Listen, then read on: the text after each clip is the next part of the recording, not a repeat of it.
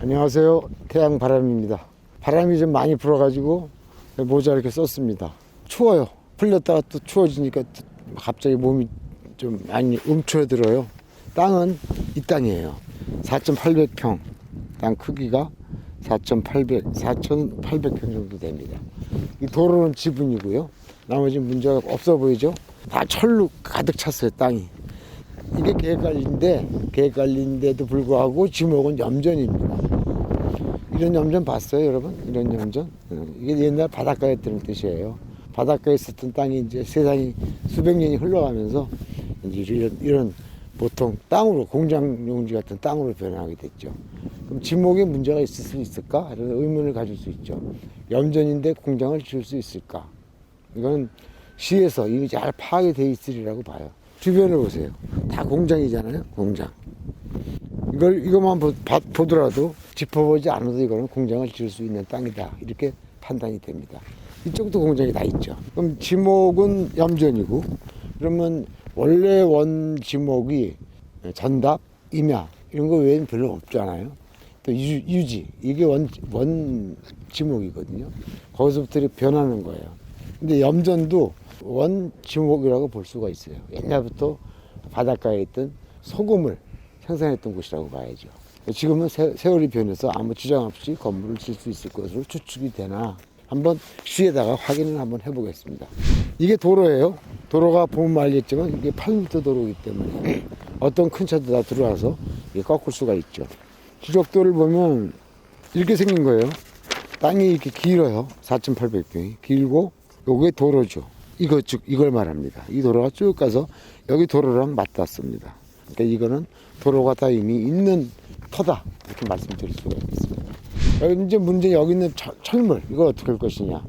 이거는 H빔이죠. 주로 H빔 또 뭐 I빔 이걸로 쌓여 있는데 이거는 돈이잖아요. 돈 하나당 얼마씩 갑니다. 꽤 비싸죠. 그러니까 저런 것들은 우리가 땅 주인이 되면 그 사람들이 칠 수밖에 없는 거죠. 왜 안 치면 우리가 저거를 압류할 수가 있는 입장이잖아요.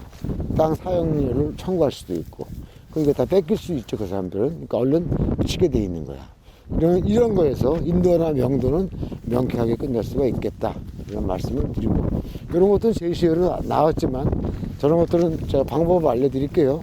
저 주인을 찾아서 경고를 하고 빨리 이걸 쳐라라고 말씀을 드릴 수 있겠어요.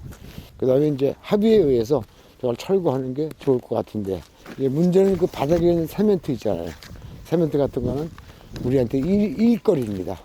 돈 주고 인부 불러다 쳐야 될 거 아니에요, 이런 거. 이런 것들은 돈 좀 들어요. 위에 건 아무것도 아니라도 이런 것들이 돈이 들기 때문에, 그렇다고 지상물에 부착되어 있는 거 갖다가 우리가 뭐 저걸 우리가 치는데 돈이 드니까 돈을 물어내라 이렇게 할 입장은 못 되죠. 그래서 이 상태의 물건으로만 보시면 돼요. 이게 전부 다 해서 4,800평입니다. 여기 지금 80 몇만 원에 나왔는데 여기가 화성 서신면이죠. 서신면은 땅값이 딴 면에 비해서 비싼 편은 아니지만 공장을 하기에는 좀 지장이 없습니다. 한번 땅 가격을 더 면밀하게 조사를 해서 적당할 때 입찰을 해야 되겠죠. 통행은 아까 그 도로로도 하고 또 이쪽으로도 하는 데가 있을 것 같은데 지적도상에 나와 있지가 않습니다. 거기까지 한번 가볼까요? 끝에까지.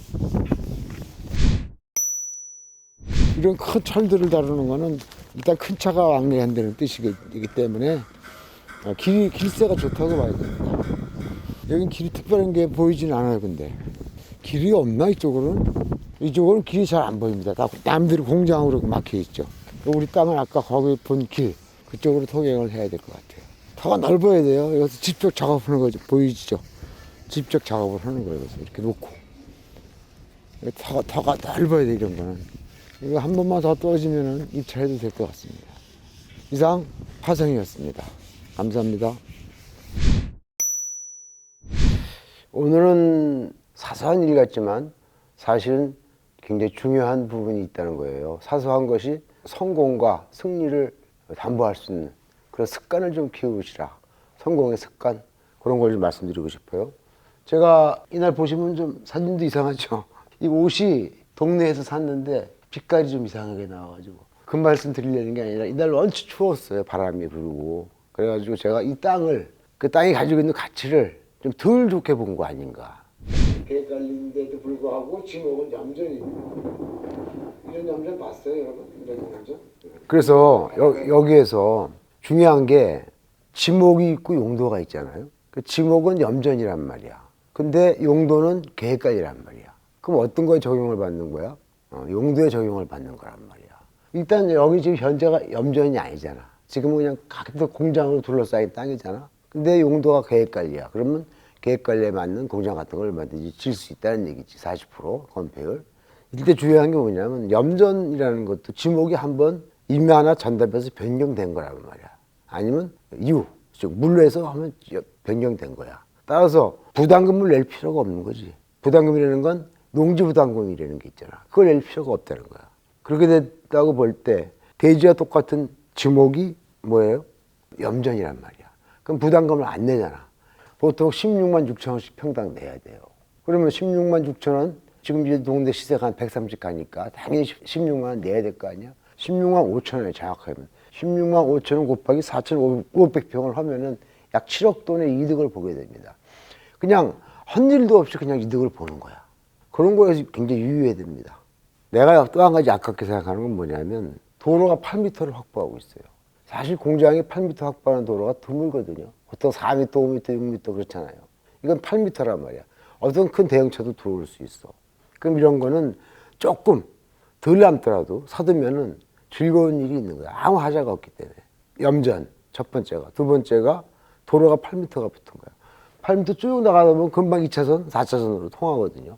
서신면이 조금 외진돼 있다고 하더라도 교통망은 굉장히 좋습니다. 톨게이트까지. 그래서 그런 점을 생각했더라면 그때 내가 이걸 잡아둔다.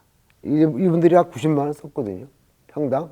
지금 130만 원 나가면 4,500평이면 한 18억 남는 거 아니에요? 18억 남고 농지 전용비 7억 하면 25억 남는 거 아니에요? 요새 이렇게 남는 장사가 없잖아. 생각해보면 대박만 터뜨리려고 생각하지 말고 이런 자세한 부분을 합해서 종합적으로 생각해보면 이 땅을 내가 그때 샀어야 했다. 그런 전문가도 이렇게 좀 놓친 수가 있어요. 그 날씨 탓도 있지만 추워서 진짜 엄청 추웠거든요. 여러 가지 상황이 내가 이걸 하지 못하게끔 깜빡했던 땅이다. 아쉬운 땅이었다. 그런 말씀을 드립니다. 여기 이제 문제 여기 있는 철물 이거 어떻게 할 것이냐. 자, 이건 역발산이라고 생각할 수가 있겠어. 뭐냐면 땅을 처음 사면은 뭘 짓거나 팔 때까지 아무것도 할 게 없잖아요. 근데 여기는 거꾸로 새 같은 거 보이시죠? HB 이런 것들을 쌓아둘 만한 데가 별로 없습니다. 옆에 공장이. 그래서 여기다 쌓는 거거든. 그럼 거꾸로 우리가 임대료를 받을 수 있다는 얘기야. 뭐 저걸 쳐라 말아야 골치 아플 문제가 아니라 거꾸로 우리가 거기서 이득을 볼 수가 있다. 그러면 용도만 좀 지목만 좀 바꿔놓으면은 오히려 우리가 거기서 수입을 내고 사업자까지 낼 수가 있어요. 그래서 요새 이때는 없었지만 지금에 와서 보면 비사업용 토지를 면할 수도 있다는 얘기야. 야적장 같은 걸 허가를 내가지고 그럼 바로 그냥 비사업용 토지가 안 되고 사업용 토지가 되는 거잖아. 이게 뭐 전답이래 오래 걸리지. 염전이잖아. 바로 가서 신고만 하면 되는 거거든. 그래서 그 돈을 수입을 받으면 이건 죽어도 뭐야? 사업용 토지죠. 그런 장점이 있다는 것도 아울러 말씀을 드릴게요. 그럼 건물을 짓지 않고도 그냥 야적장으로 저기서 수입만 나오면 되죠. 예를 들면 주차장 같은 게 그런 특별한 예입니다. 그러면은 제가 만약에 땅을 받으면은 제가 그냥 제 아는 지인한테 야적장으로 쓰라고 하고 돈만 받으면은 비사업용 토지는 면제받을 그러니까 이제 전답에서는 못 하는 거고 용도나 지목을 변경해야 되죠. 여기 용도는 계획관리니까 딱 좋고 지목만 바꾸면 반 이상을 바꿔야 돼요. 조금만 바꿔놓고 거짓말 하려면 안 되고 반 이상을 바꿔가지고 수입이 조금만 나오면은 됩니다. 그 수입도 세무서에서 칠 때는 은행이자 이상만 나오면 되는 걸로 알고 있어요. 이거 한 번만 더 보여주면 입찰이 될 것 같습니다. 이상 화성이었습니다. 감사합니다. 네, 그 마지막 말이 아쉽죠. 한 번만 더 떨어지면 입찰하겠습니다 했잖아요. 다른 사람이 이걸 했는데 바람 좀 안 불고 좀 따뜻한 날 갔으면 내가 주변도 좀 돌아보고 마음을 좀 더 추스려서 좀 고려했을 텐데 너무 추워서 집에 가기가 바빴습니다. 그래서 아쉽게 입찰을 못했는데 지금 아까 여러 가지 열거했듯이 전답이 아니기 때문에 농지 전용비를 안 낸다는 것이 이미 7억을 이득 보고 들어가는 것이다. 그때 화성 땅값이 계속 올라갈 때 추세였거든요. 그걸 지금 130 가잖아요. 이렇게 8m 도로가 붙은 땅은 무조건 130 이상 갑니다. 그렇다고 볼 때는 거기서만 해도 18억 이득을 보는 거잖아요. 90억에 샀으니까 이 사람이. 그 다음에 농지전용 부담금을 안 내니까 7억. 그럼 25억 이득을 보는 거고, 그보다 더 중요한 게 뭐냐면 편안한 땅이라는 거야. 언제 누구든지 와서 살 수 있는 땅이라는 거. 그런 장점들이 있었기 때문에 종합적으로 고려를 해봐야 된다는 거. 저 같은 경우는 밥 먹고 평생 입찰만 한 사람이에요.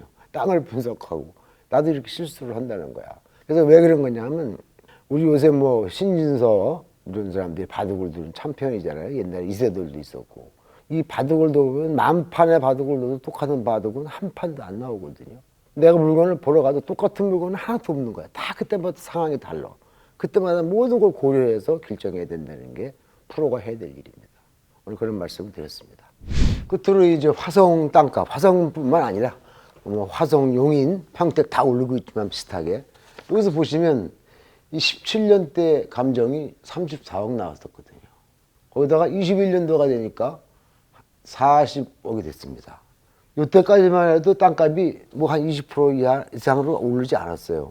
근데 여기서부터 다시 2022년이 되면 요게 90만 원 했던 100만 원 했던 땅값이 130만 원이 됩니다. 이때는 30%가 올라요. 그러니까 현재 땅값 추이가 이렇게 올라가는 게 아니라 급박하게 올라가고 있다는 거잖아요. 물론 이게 언제까지 간다는 장담은 못합니다만 그런 걸 참고해서라도 땅은 이렇게 투자를 해두면 계속 올라간다는 거를 가만 놔둬도 올라간다는 거를 염두에 두셔야 되겠습니다. 네, 수고하셨습니다.